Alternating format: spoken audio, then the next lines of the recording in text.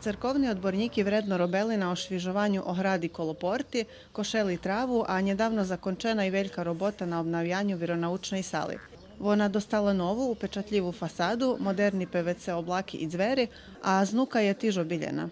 Marijovo svjatilišće Vodica dostala funkcionalnejšu studzenku i postala bezpečnejša. Teraz týma dňami sme všetky dni to, co sme robili sme na tým, da premeníme, že by veci ešte voda nevycahovala, jak sme teraz to robili na kabli, nego da sme položili hydropakt.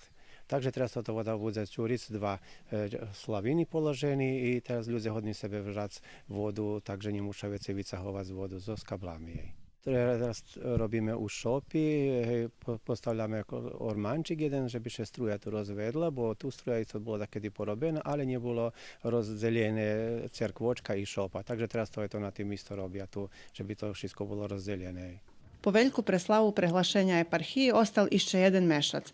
Po kraćem odpočivku, počas švetoh, zaplanovane išće ošvižic o farbi zlavki u šopi, a najavene i asfaltovanje najkritičnejših častov drahi do Vodici. Asfaltovanje drahi bude finansovac opština Kula, a roboti okonči javne podprijemstvo Vojvodina Drahi.